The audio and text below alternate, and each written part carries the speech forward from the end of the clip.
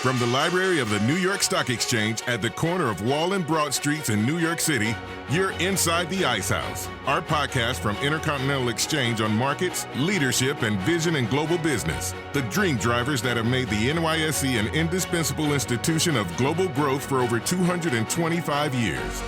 Each week, we feature stories of those who hatch plans, create jobs, and harness the engine of capitalism.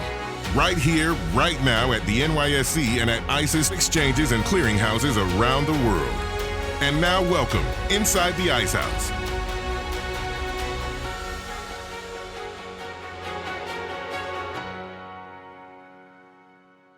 Our capacity to achieve success is intricately intertwined with the quality of relationships we cultivate throughout our lives. These relationships span a spectrum, encompassing not just familiar ties, but also friendships, mentorships, and professional connections. It's within these interwoven networks that we find support, guidance, and opportunities for growth personally and professionally. Within the realm of wealth management, the significance of nurturing robust relationships cannot be overstated. Clients place an immense amount of trust in their advisors, confiding to them the responsibilities of safeguarding and enhancing their financial assets. This trust is founded on the belief that experienced professionals possess the knowledge and acumen required to preserve and grow their wealth effectively. Ensuring that clients get rewarded for their trust at BMO, NYSE ticker symbol BMO, is our guest today, Shannon Kennedy, CEO of BMO Wealth Management U.S. With a career spanning over 30 years and diverse experiences, Shannon has dedicated herself to serving affluent individuals, families, and family offices. Her expertise lies in helping clients grow their funds strategically, catering to their immediate needs while also planning for the future. Throughout her journey, Shannon has honed her skills in wealth management, focusing on each client's unique goals and aspirations. Her commitment to excellence and her track record of success makes her a valuable voice in the realm of financial stewardship and wealth growth, as well as preservation.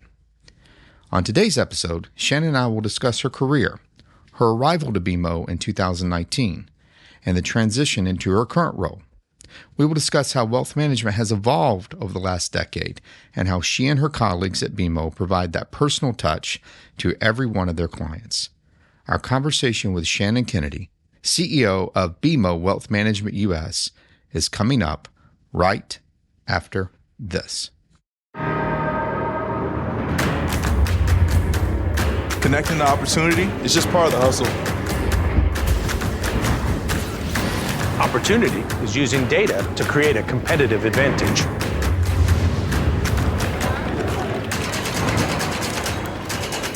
It's raising capital to help companies change the world. It's making complicated financial concepts seem simple. Opportunity is making the dream of home ownership a reality. Writing new rules and redefining the game.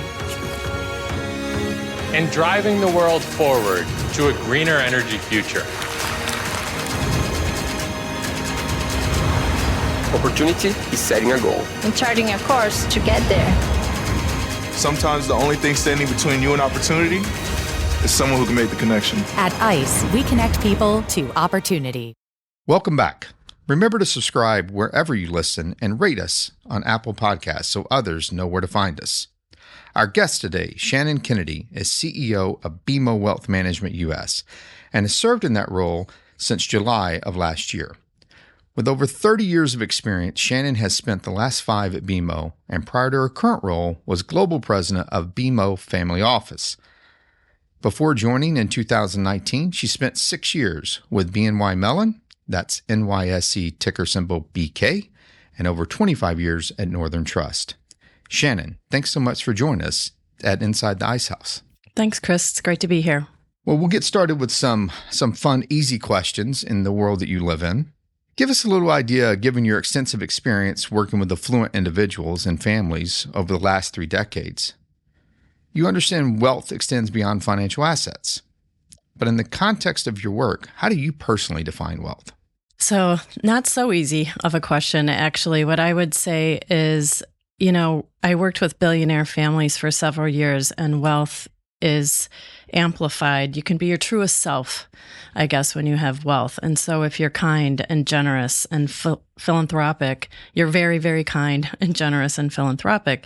But if you're crabby and unpleasant to be around, you can be amplified and magnified in that way as well. And the way that we could always tell is when we worked with their employees, if they had very quick turnover, you knew that the principal, the matriarch, or the patriarch was probably not the kindest of people. But, basically with wealth, there's kind of the easy thing is 4 pillars. You try to, acquire it, protect it, grow it, and then give it away. But as you really look in to wealth management, as you've acquired it, I think part of it is looking at financial assets and how you've accumulated those. Intellectual capital, your knowledge, your expertise, whether you're a business owner or you're an owner of money management, your social capital and how you engage and give back to the community. And then finally, cultural capital, and that's really family and family values. And I think wealth can be very comforting when you have it, but it also can be really scary. In fact, I just met one of our clients who was from the Midwest and from a very middle-income family and moved to California, went to Stanford, and she and her husband met at a startup. And it would be a startup that you would all know. And then they went to another startup that everyone would know. And he's now a CFO of another technology company. And she came into significant wealth. And she just wrote a book called The Memoir of Wealth because she felt like she had no place to go, no place to speak about it. Talking about money is often taboo. She didn't know if people would feel like she was bragging or if they would ask her for money. And so, it can definitely open a lot of doors, but it also can be a huge responsibility when you've accumulated significant wealth. It's interesting. I think one of the first stories you shared with me at one part of your career, someone to have the opportunity to work with you at that time had to have, I don't know, I think the number was like north of 500 million in liquid assets or something like that. And I remember you were transitioning to a different role when you told me that story, and the number got smaller than that. Yes. We'll leave it at that.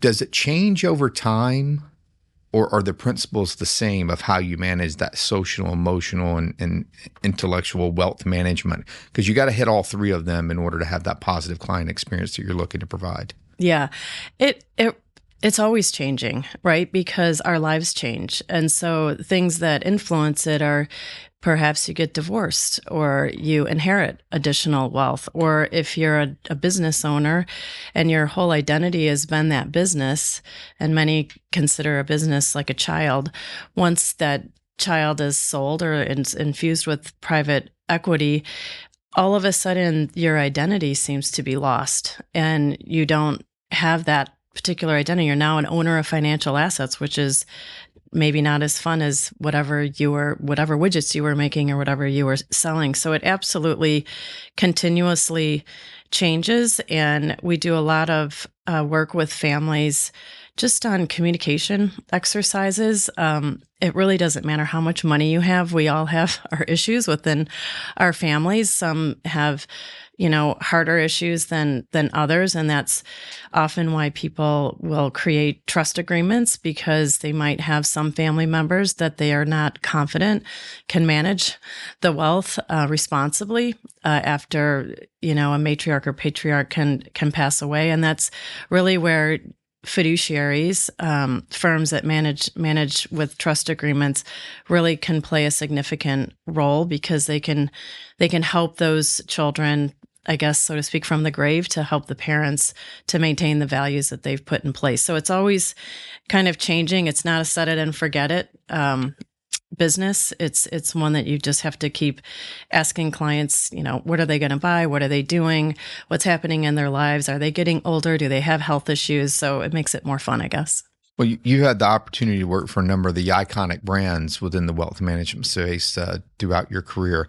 How do you see the opportunity at BMO Wealth being different, a different experience for the clients that are out there today? And how do you make sure that you and the team every day deliver that experience that is above and beyond? I mean, certainly at ICE, we're looking to provide an incredible positive user experience, but how do you separate that from where the competition is on the street, and how you earn that trust and ultimately the opportunity to work with these families? Yeah, I mean, it started out with how you began the program, which this is a relationship of trust, and there's no book of wealthy people that we can try to call and obtain clients, and it's a distributive business. So when clients come to us and they have money, they pay taxes, they buy things. Hopefully, we can provide a loan, or they get divorced, pass away.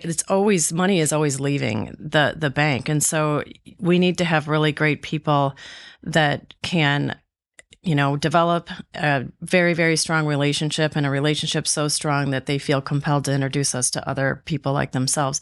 But I think with BMO, what sets us apart really starts with our purpose. And we're a purpose-led company, which is we boldly grow the good in business and in life. And so we are focused on, obviously, answering to our shareholders, but we also feel a deep commitment to the community. And so there's really three areas that we focus on. One is thriving economy, the other is zero barriers to inclusion, and the third is sustainability. So fun fact, we actually have a climate institute in Canada, and a lot of people might ask, well, hold on, you actually lend money to that industry, which we do, but we also can influence their sustainability laws and what they're focusing on. For zero barriers to inclusion, we're probably one of the few companies that have over 50% of our board women on the New York Stock Exchange. In fact, I think last year there was still more CEOs named John than there were women CEOs, which is pretty pathetic. But 40% of our leaders are women, and so that really speaks to a lot of women who are looking for money managers. And then the third is really to have a thriving economy. We deeply believe that we need to, allow opportunity for all. So there's been $40 billion earmarked there where we invest and/or lend to women or minority businesses. So it kind of starts there. And I think when people are picking wealth managers, just like what you're seeing in investments where they want to align their investments with their values, they want to find firms that value the same things they do. So we just acquired Bank of the West in California, and I can tell geographically those clients are very concerned about sustainability when you compare it really to the Midwest or the East Coast. So all of the money and the $300 billion we have in sustainable finance is something that speaks to them. And so that's a value that they align with. So they'll be, more likely to pick BMO. But we also manage as a fiduciary. So that basically means we must have a duty of loyalty to our clients, and we must do what's in their best interest. So we sit on the same side of the table as our clients. And the wonderful thing is BMO is an enterprise bank, so different than Northern Trust and Bank of New York, who are really global custodians. BMO is not a global custodian. It's I'm one of the top 10 North American banks. So we have a middle market investment bank. We have retail banking. We have commercial banking. We have business banking. And so all of those other areas we can tap into to help our clients fulfill other financial needs that they have. Well, it's interesting you bring that up. First, I would have to highlight as well, we have we share that on the leadership side because our board is 60% plus women on that here Impressive. At ICE. So I love it. We've been that and tout that as well. But you talk about those different parts of the bank working together. The question I was asking you, do you ever see that create conflict as you're trying to serve a client? You have a given client who has a negative experience with one part of the bank or not, that then all of a sudden becomes a problem for you and the team on the wealth side to navigate through. What I would say is we have a motto at BMO, which is one client. And we had every other institution that I've worked with has also had that in one way or the other. The difference is at the very top of the house is a multidisciplined one client steerco, and then there's one client councils throughout every single region. And we're always talking about what can we do to help our clients in a better way. So it's really mostly about all of them. But of course, there can be times where I can give you a perfect example where we have a credit card. We have credit cards, and we had a client that was in Europe and forgot to tell us they were traveling. And so, with credit cards, all of a sudden it looks like fraud. And so shut the credit card down, and they were not at all happy. And, often it's difficult because you don't want one small part of the relationship to affect an enormous part of their wealth management experience. But all we can do is develop that emotional currency with clients while we're working with them. One where they know that we're trying to do everything we can to help them, which buys us some forgiveness in times when we stumble. We're all human. Mistakes are going to happen. But what I say is you've got to have that emotional currency built in with these clients in order to be forgiven, because a mistake probably will happen at some point. Yeah. We're not perfect, and nor is technology, by the way. So that's true. We love technology. Something we have to manage through and have those relationships and value that. So you talked about the optimal client experience, how you will address that and stay after it from the top down. I got to ask this question. Share something of a strange request, because I got to believe in all that you all provide in the Wealth Center that you're the first phone call that some of these families will make, or some of the clients make to you directly and say, I need X done. And that's maybe something you all have never had to do before.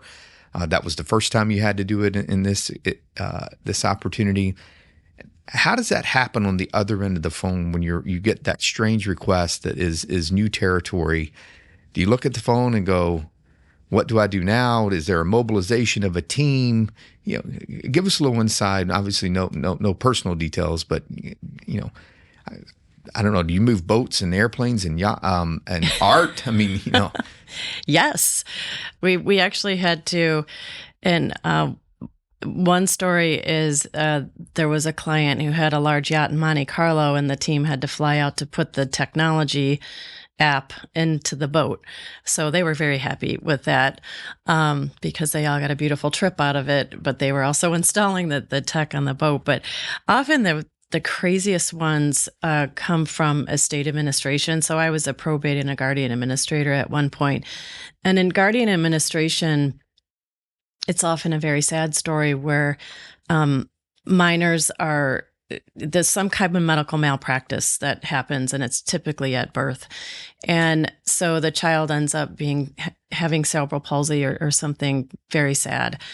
And a lawsuit ensues. And much to the parents' surprise, the guardian of the estate is often not them. They're the guardian of the person, of course, but when it's significant sums of money, often a fiduciary is appointed by the courts, and there's a whole host of reasons that I won't go into why, but there's a reason why you would do that. But there was one child whose mother had passed away, and it was millions and millions of dollars in a settlement. And so her brothers and sisters were taking care of her. We purchase a house for the family. We buy modified vans, all of that sort of thing. It's all approved by the court. And she passed away.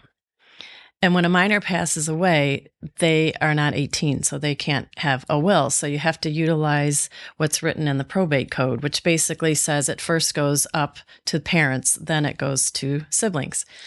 And so 7 fathers, potential fathers, said they were the father. And so we had to exhume the body and do a DNA test. And the funniest part is none of them were the fathers. And so then the siblings were able to that's the craziest story. We always say we could write some kind of after school special on that one, but it's usually in the estate area. I would say, having been a probate administrator, you really get to see the impact of how well clients planned during their lifetime. And the biggest mistake, is they go to a estate planning attorney, they fill out wills and trusts, and they never fund the trust. And so you might as well not have use the paper for wallpaper, because you have to actually rename and retitle your assets into the name of the trust. Otherwise, the trust document is not even effective. It's never been funded. But that's kind of the biggest mistake. But you see some crazy stuff in the estate world. Interesting. So let's shift gears just a little bit. So when you're recruited to come to BMO and to run the family office business for BMO, and you do that from 2019 until last year. Now you transition to BMO Wealth Management, so larger team, larger set of responsibilities. How are those positions different? Where's the line of demarcation? How have you felt the transition has gone thus far for you personally? Yeah, when I started at BMO, if you're talking about going from heading BMO Family Office to heading all of wealth management, Family Office is a go-to-market strategy. It's a subsection of wealth management. It's working with clients at 30 million and above. And most of my career has been in the uber wealthy space. So moving to now managing over 1,000 people, where we serve clients at 2 million and below, 2 to 30, and 30 and above. That's kind of our demarcation. It's been a good learning experience for me on how do we continue to improve on the client experience, enhance the client experience. Of course, we do client surveys every year, so we get feedback from them. And really, I think for me, the focus has been on employees. It's an easy formula for me in this business because it's so relationship based, is if you have happy and engaged employees, they will service clients in a better way. If clients are happier, they are better advocates for you, and they'll be willing to act as a testimonial or introduce you to their CPA or their attorneys. And then we, continue to grow the business. But I think from a strategic standpoint, we always do our strategy 5 years ahead of time. So I knew the strategy of all of wealth, and then that strategy played into the strategy that I was implementing within BMO Family Office. But, there's different KPIs and other metrics. I think what's new is presenting to the board and presenting to regulators. That's new. I'm not going to say that's the most fun part of the job, because the regulatory environment has definitely shifted with the failures of a couple of the banks.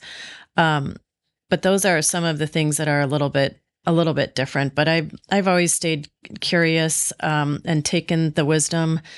And thank you for saying 30 years. It's really 38 years of wisdom in this business. I've always taken the wisdom from those other roles, and I listen a lot.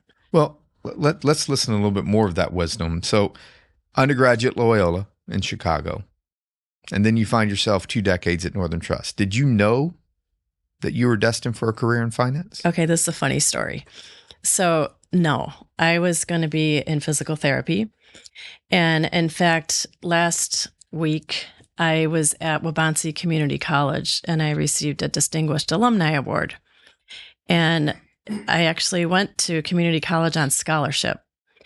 And my high school principal had come to me and said, I have the scholarship for you. I was totally intent on going to a 4-year institution. I was going to go majorly in debt because while my parents were both educators and it was an absolute expectation, we would go to college. I didn't qualify for anything. So it's like, okay, go to college, but I don't have any money to go to college. So having that as a gift, was tremendous. So went through 2 years. It was all physical therapy, and I was enrolled to go to university for physical therapy when I got a call from a friend whose sister in New York City needed a nanny for the summer. And so I thought, sounds like a cool thing to do. I will go be a nanny in New York City. And their son worked on Wall Street. Mm-hmm. And I literally came to Wall Street and I said, it's like angels singing in heaven, and went, oh my God, what is this? I've never been exposed to finances, stocks, bonds, the market, any of it, and just began to have a voracious appetite and trying to learn what it all was before I left. And so went back to Chicago and de-enrolled, and then enrolled at Loyola Business, and then was selected to participate in a work as you study program, which was Northern Trust. And I worked in their family business unit, and that launched a 26-year career there, and then moved to BNY and then to BMO. So I had no idea. In fact, I said at the commencement, had someone told me in 1985 you would be a head of a wealth management firm, I would have said, I don't know what that means, but I sure would like some wealth. So you just mentioned it. So 26 years at Northern Trust, you get recruited away. You leave the balmy city of Chicago, the city of broad shoulders and opportunity, and you go where for BNY? I went to California, to Newport Beach, which was absolutely amazing. Did you find wealth there? Oh, yes. Okay. I mean, it's crazy. Well, California is the fifth largest economy in the world. So there's tremendous wealth there. And that's one of the reasons why we purchased Bank of the West. But it was one of the things I tell people, because people are quite surprised that I left a 26-year career, is I say people leave people, not firms. And I won't throw anybody under the bus, but, you can often outlive a different boss or, someone coming through. But when you work with an individual where you feel unheard or disrespected, the only thing you can't control their behavior. You can only really control the decision you make and how you pursue your career after that. And so I left, and it was enormously scary. We didn't know anyone in California, but it was the biggest growth opportunity I ever had. I think my kids learned how to be resilient. They knew they could make new friends. I knew that I could grow a business. I had to grow it. There was so much pressure to be successful. I got tremendously involved in the community and was accepted very quickly in California. In fact, I was just there last week with the Women's Philanthropy Fund, and I am now the proud I can now say I proudly own a group world record, because we built the most hygiene kits.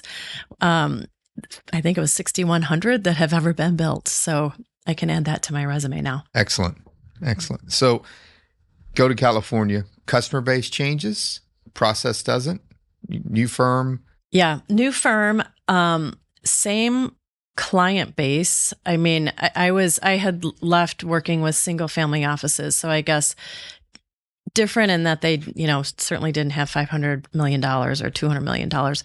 But, so it was working more with the individuals, I'd say more like 20 or 30 million, but still wealthy enough where you needed to do and help with planning. But my job was really trying to, develop the strategy, hire the right individuals with the right wisdom who could, get out in the community and, be brand ambassadors for us to help grow the business. So it was a little bit different. And then BNY Mellon is a ginormous global custodian. 1 in every $5 makes its way through there. Every firm has things that really pronounce their value, but there's enough money for all of us, really, kind of at the end of the day. So I think when I went to BMO, which is more of a commercial capital markets bank, what's wonderful there is all of this one client, because there's so much business just within the bank, where at BNY and at Northern Trust, you really needed to hunt it a little bit more. And again, in this business, it's not B to I. There's no phone book that's out there. So it's all relationship driven. It's all by making connections with divorce attorneys, M&A transaction attorneys, maybe executive recruiters, maybe top mortgage brokers. You're trying to get anybody who's in an industry where there's money in motion, so that you can get an introduction and have an opportunity to potentially win that client over. So we have here at ICE, we have a large portfolio of data services and tools. I have the great pleasure of leading that team at the moment. When you think about the tools that your team and the bank, obviously you've talked about how the other parts of the bank and you all work together on behalf of the client. But when you look at those, I need to know something, or the client wants to know something, how do you determine the tools that you use to tell that story, to reassure them that the path they're on is consistent with the journey you've laid out for them to travel and things of that nature?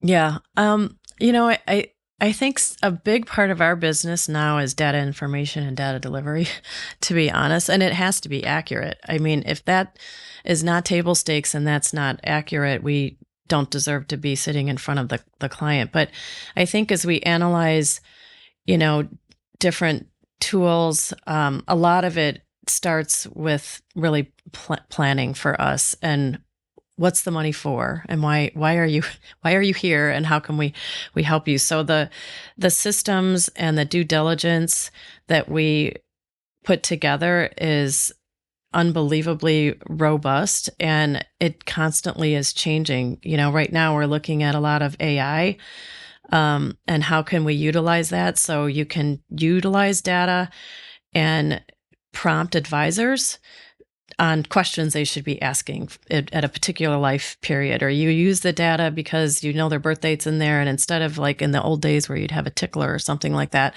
now it just populates. So we want to be we want to be asking our clients questions and being proactive and not reactive to them. We appreciate those services that you procure for us. So it's we're glad to be part of that process and along for the journey. Let's switch gears just a little bit. Outside the office, you publish a monthly newsletter, Sincerely Shannon. Recent articles include, Can Women Have It All? What Was I Made For? And Does Doing Gifting Differently? What spurred you to start that?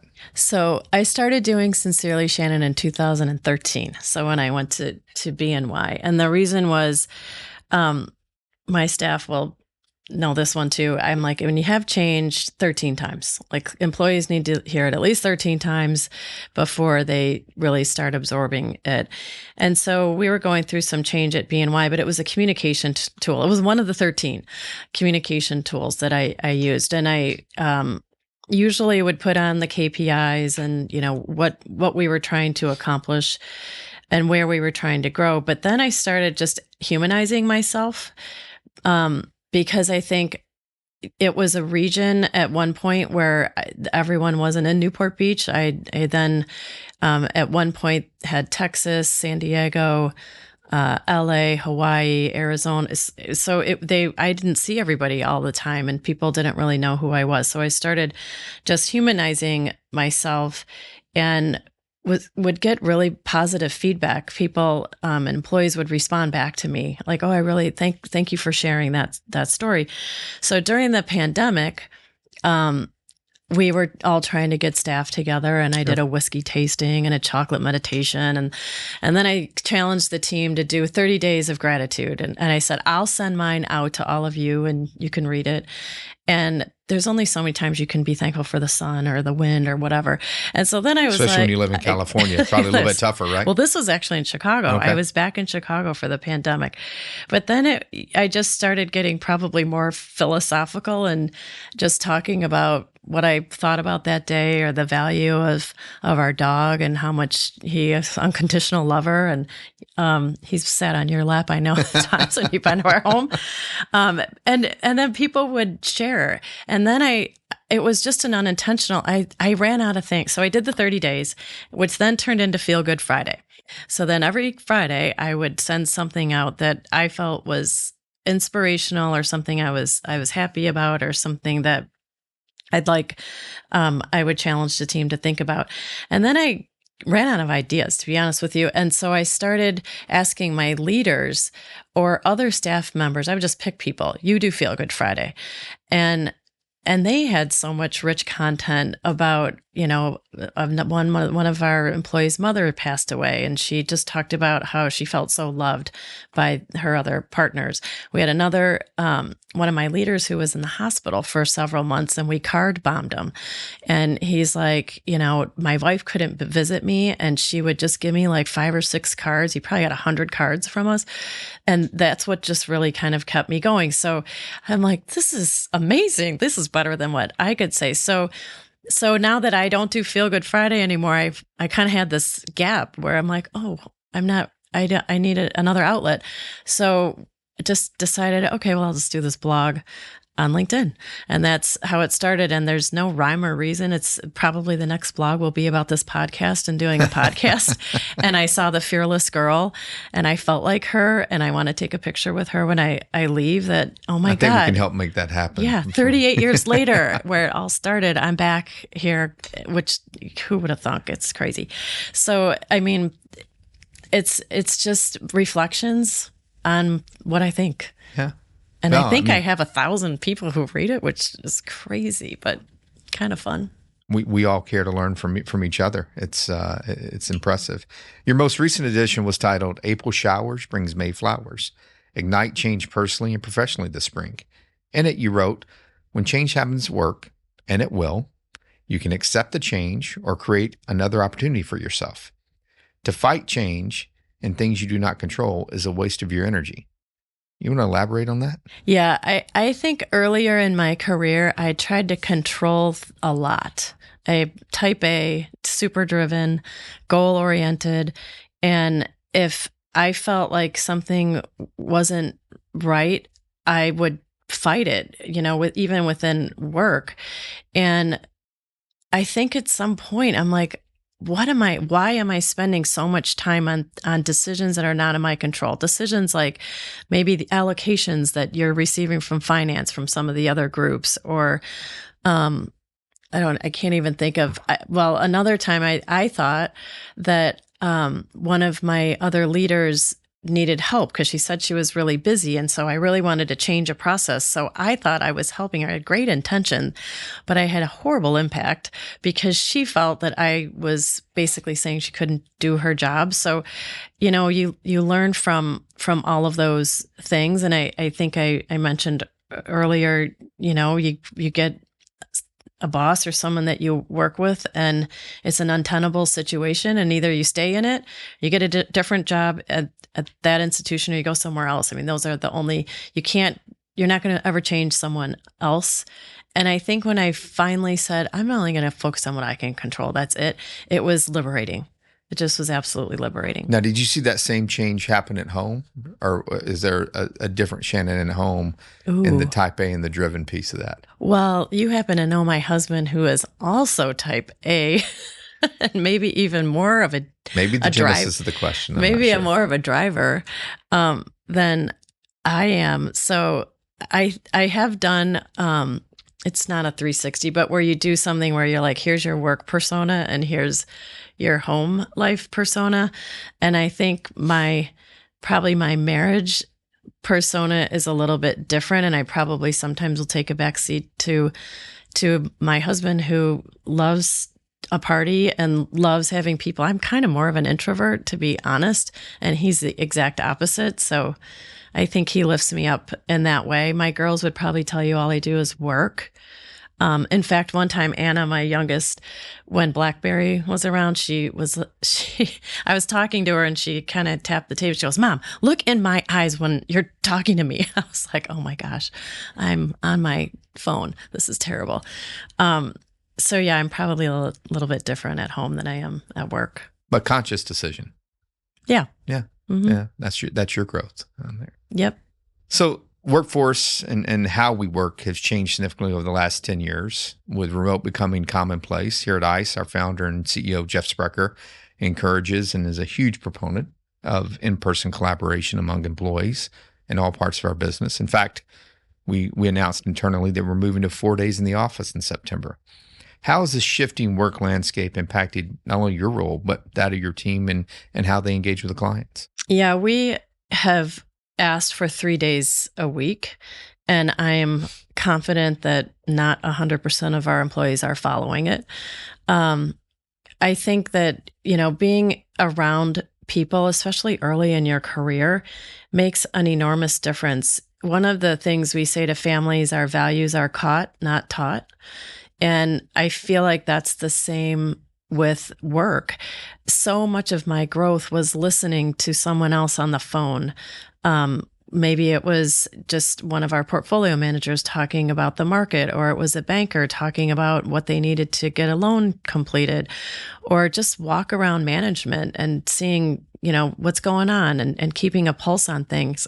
And what's crazy to me is I had a girlfriend whose daughter called her recently and said, "I think I'm going to call HR on one of my employees, but I wanted to check with you first." She's fully remote. And it basically was, she'd gone to Michigan and there was a game coming up, and one of the employees sent her an email and said, "Hey, go Blue." And she told her mom, "Well, I think he's stalking me."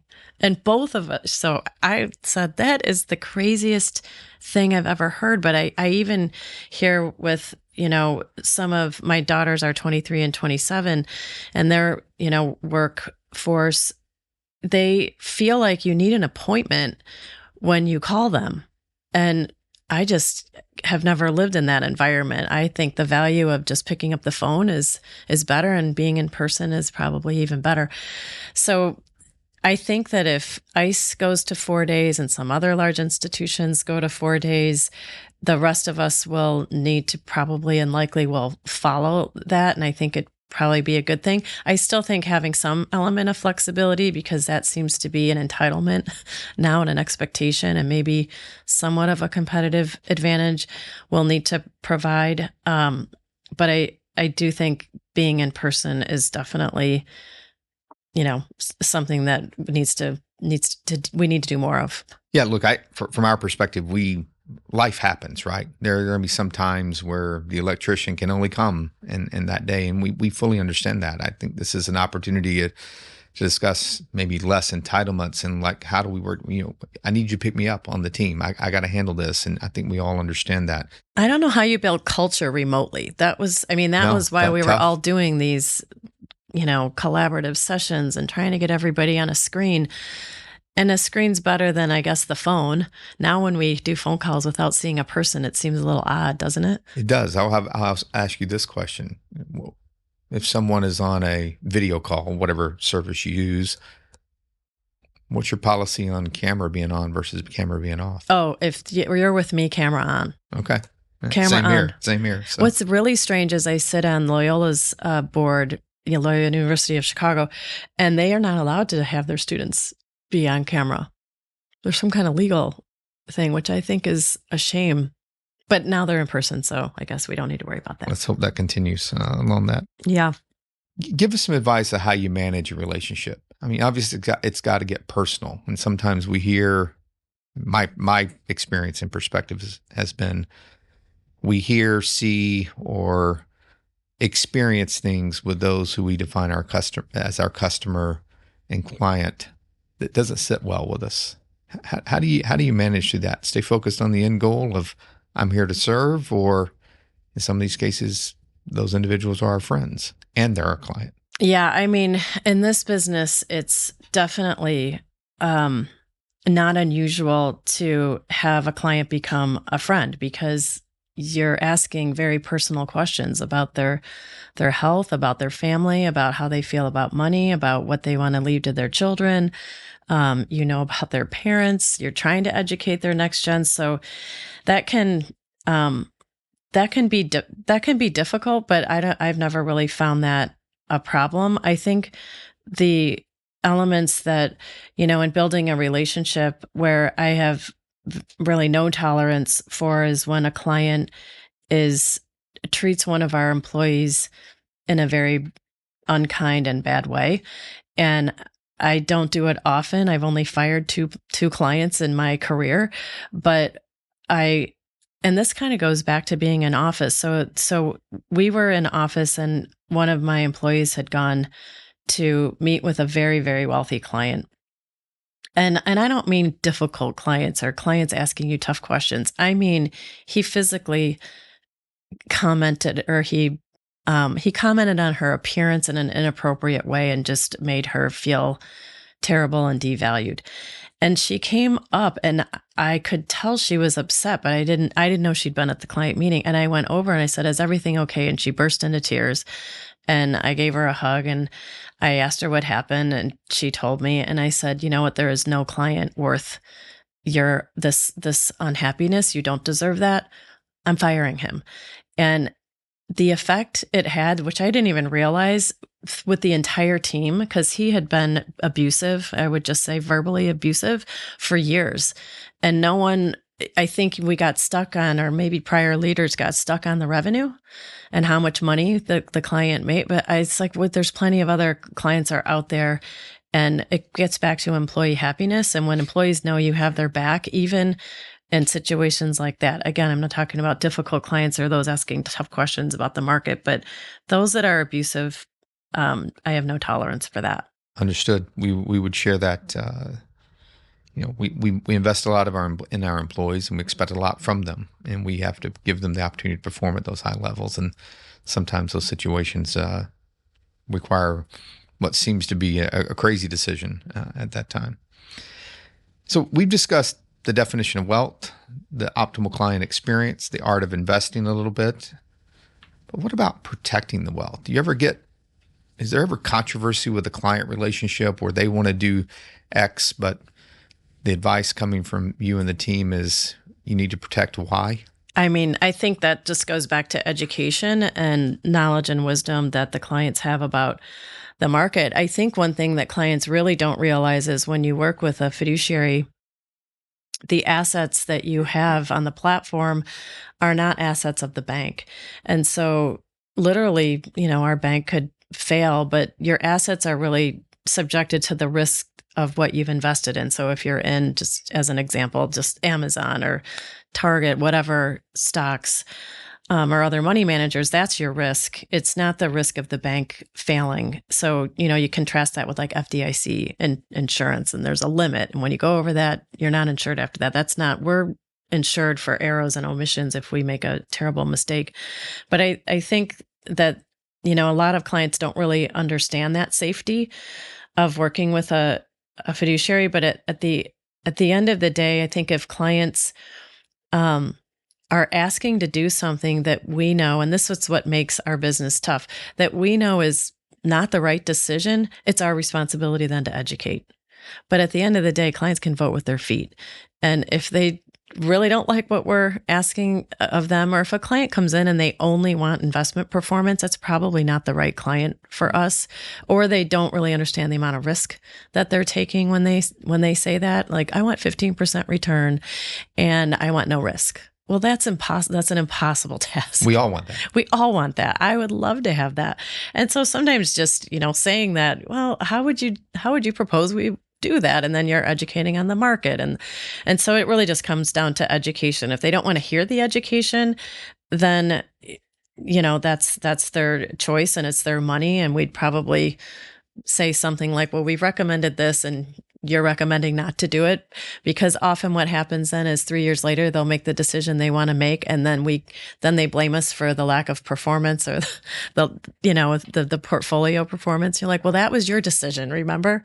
I am certain that there are times when there's an override that takes place. I also have to believe there's some times when the customer comes back and said, thanks for educating me because you all were right and it saved me.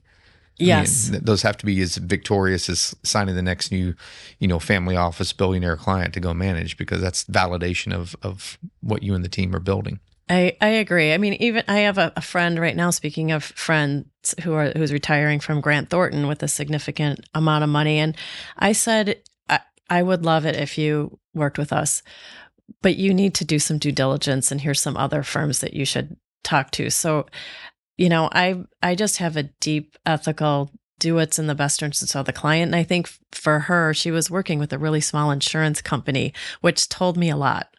And I'm like, what? You're global manager of this major firm, but with a firm that I would say focuses in the mass affluent. And once you get the level of wealth that she will be receiving, there's different solutions.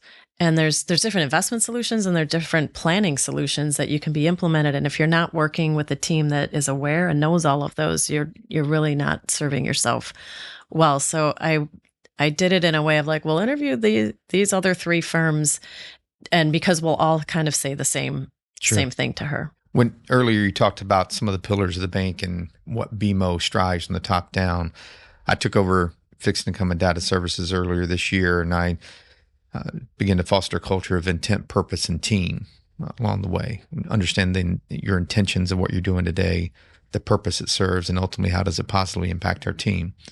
If I asked you to describe your leadership style and the pillars of that leadership style and how you oversee the employees at BMO Wealth Management, how would you define those? Well, I think first of all, I'm, if you can't tell, a deep servant leader.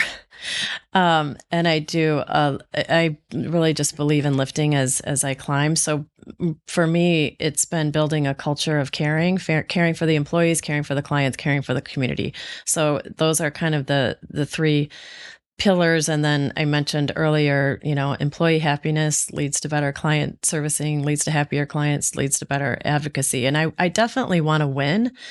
I hate losing more than I enjoy winning, actually, but I don't want to win, you lose. I want to win like we're building a puzzle together, and let's build this picture and let's complete the picture, and then let's move on to the next picture. And a couple of phrases that have always helped me along the way is when I have employees or leaders talking to me, I'll always say, tell me more. If they make a statement or, can't get something done, ask, don't tell.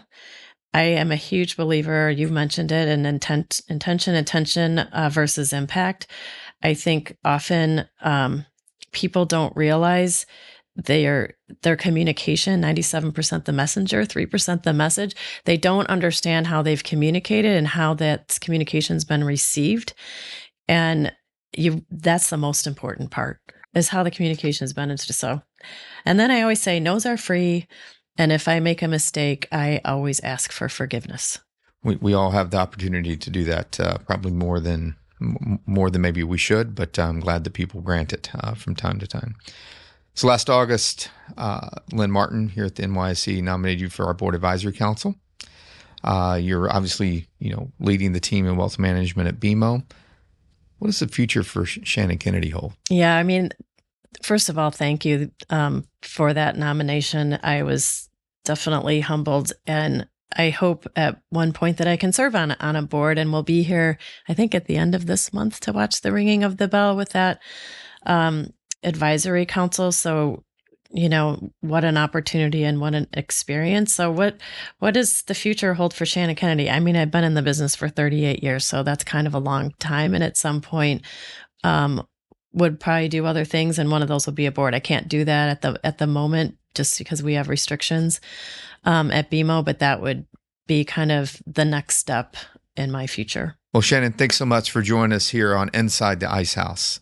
That's our conversation for this week. Our guest was Shannon Kennedy, CEO of BMO Wealth Management U.S. That's NYSE ticker symbol BMO. If you like what you heard, please rate us on Apple Podcasts so other folks know where to find us. Got a comment or a question you'd like for one of our experts to tackle on a future show? Make sure to leave a review and email us at icehouse@ice.com or tweet us at icehousepodcast. Our show today was produced by Lance Glenn with production assistance from Ken Abel. I'm Chris Edmonds, your host, signing off from the library of the New York Stock Exchange. Thanks for listening, and talk to you next week. Information contained in this podcast was obtained in part from publicly available sources and not independently verified. Neither ICE nor its affiliates make any representations or warranties, express or implied, as to the accuracy or completeness of the information, and do not sponsor, approve, or endorse any of the content herein, all of which is presented solely for informational and educational purposes.